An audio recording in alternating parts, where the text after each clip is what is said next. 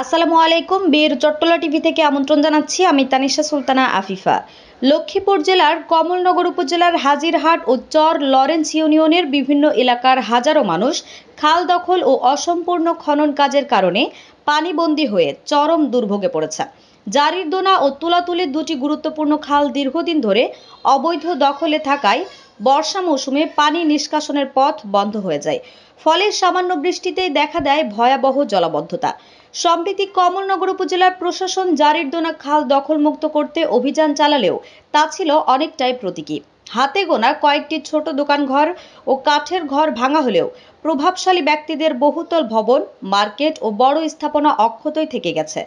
অথচ প্রশাসন ৮০ জন দখলদারের তালিকা করেছিল এবং মাইকিং সহ নোটিশও প্রদান করেছিল।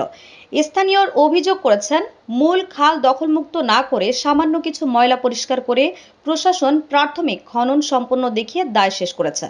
ফলে জলাবদ্ধতা থেকে জনগণের মুক্তি মেলেনি। মৌসুমি বায়ু ও পূর্ণিমার প্রভাবে টানা বৃষ্টিতে হাজিরহাট বাজার, আশপাশের রাস্তা, বসতবাড়ি, এমনকি ফসলের মাঠও পানির নিচে তলিয়ে গেছে। কৃষকের সয়াবিন, ধান ও বীজতলা সম্পূর্ণ নষ্ট হয়ে গেছে।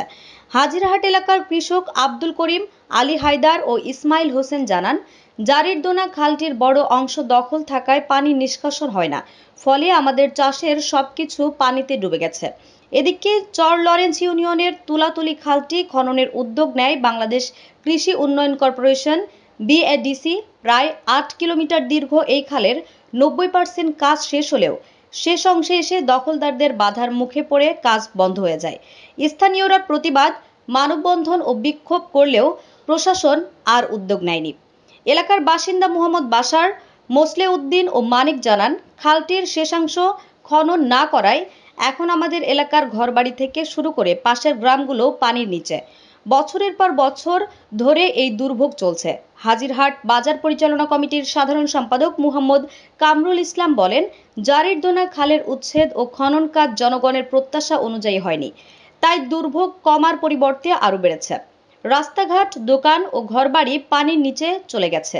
কমলনগর প্রেস ক্লাব সভাপতি মুসা কলিমুল্লাহ বলেন, খালগুলো যদি দখলমুক্ত থাকতো এবং সঠিকভাবে খনন হতো তাহলে হাজার হাজার মানুষ আজ পানিবন্দী হতো না।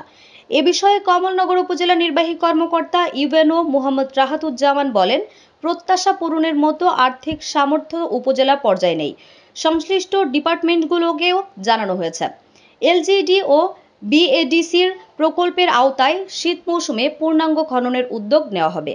আমাদের আরও আপডেট নিউজ পেতে চোখ রাখুন বীর চট্টলা টিভিতে। ফেসবুকে ফলো, ইউটিউবে সাবস্ক্রাইব করুন।